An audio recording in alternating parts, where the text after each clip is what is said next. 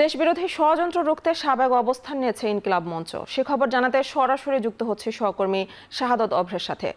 অভ্র, কোন কোন দাবিতে ইনকিলাব মঞ্চ এখানে অবস্থান করছে, কি বলছেন তারা, জানাবেন।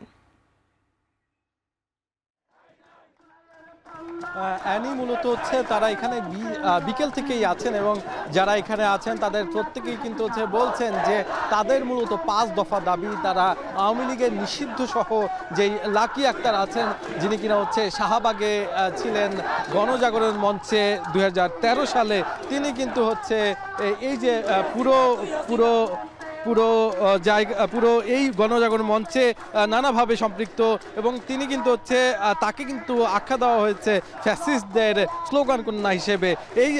এই যে ইনকিলাব মঞ্চ, সেই ইনকিলাব মঞ্চের পক্ষ থেকে জানানো হয়েছে যে তাদের প্রত্যেককে, যারা কিনা শাহবাগের 2013 সালে গণজাগরণ মঞ্চের মাধ্যমে বিচার বহির্ভূত হত্যাকাণ্ডে বিগত সরকারকে নানাভাবে সহযোগিতা করেছে, তাদের প্রত্যেককে কিন্তু হচ্ছে বিচারের আওতায় এনে এবং তাদের প্রত্যেকের বিচার কিন্তু নিশ্চিত করতে হবে, তাদেরকে গ্রেফতার করতে হবে। সেই জন্যই কিন্তু তাদের এই অবস্থান।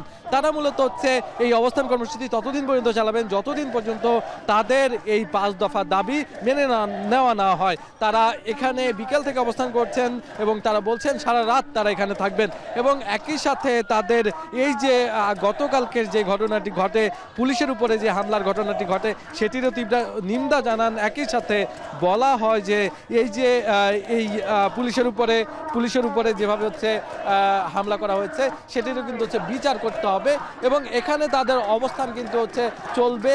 এই মুহূর্তে তারা কিন্তু হচ্ছে পুরো স্লোগানে মুখরিত করে রেখেছে পুরো শাহবাগ প্রাঙ্গণ। আর সর্বশেষ খবর এই পর্যন্ত এটি। তবে পরবর্তী সংবাদে আমরা নিশ্চয়ই আপনার সাথে যুক্ত হয়ে আবার জানাবো এই শাহবাগের সর্বশেষ খবর।